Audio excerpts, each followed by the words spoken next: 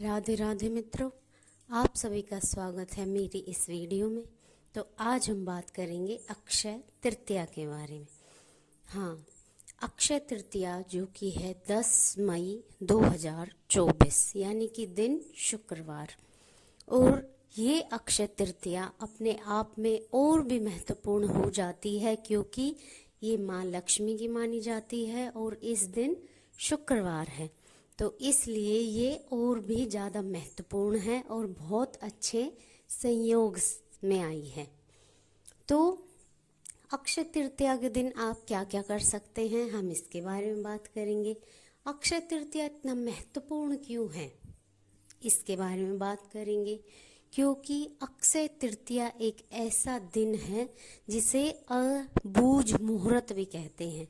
इसका मतलब है कि जिस दिन ये अक्षय तृतीया पड़ती है उस दिन इस मुहूर्त को आप बिना किसी पंडित जी से पूछे, बिना किसी ज्ञानी से पूछे, इसको आप एक अच्छा मुहूर्त मान सकते हैं, जिसे आखा तीज भी कहते हैं। और इस मुहूर्त पर शादियां भी की जाती हैं क्योंकि ये एक ऐसा मुहूर्त है जो अपने आप में खास है, जिसे निकलवाने की ज़रूरत नहीं पड़ती।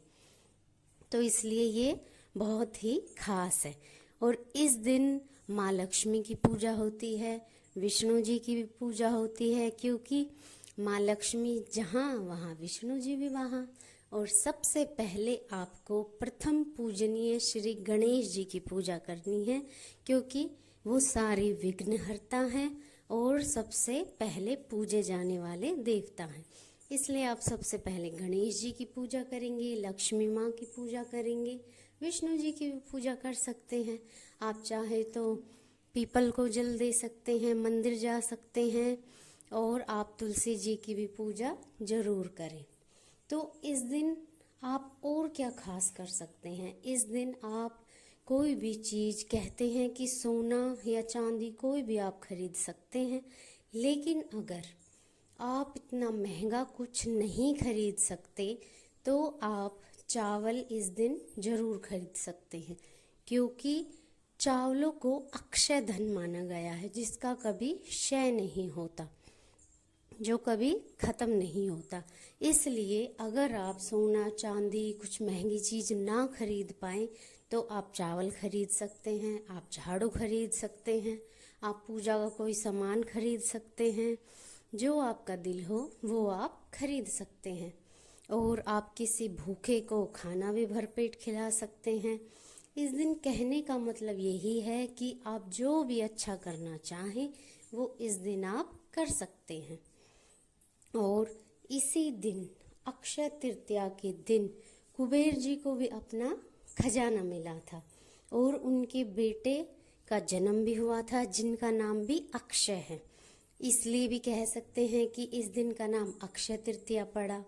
या फिर कृष्ण जी और सुदामा जी का मिलन भी इसी दिन हुआ था, इसलिए ये दिन भी खास है।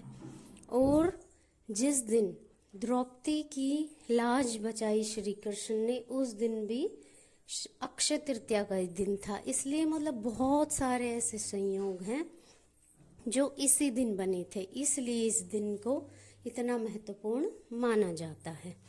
और एक कथा आपने इसकी सुनी होगी, नहीं सुनी तो मैं सुना देती हूँ। कहते हैं कि एक गरीब वैश्य था जो मतलब पूजा पाठ बहुत किया करता था। बेचारा गुजारा बड़ी मुश्किल से करता था, लेकिन कहीं से भी इधर उधर से जुगाड़ लगाकर वो अक्षय तृतीया वाले दिन जरूर भूखों को थोड़ा बहुत खाना खिलाता था, किसी को चावल खिलाता था या मंदिर में कुछ दान दक्षिणा करता था। तो उसके इन्हीं जो कर्मों की वजह से अगले जन्म जब उसे मिला, अगला जन्म, तब वो एक क्षत्रिय राजा के रूप में उसको जन्म मिला। क्यों?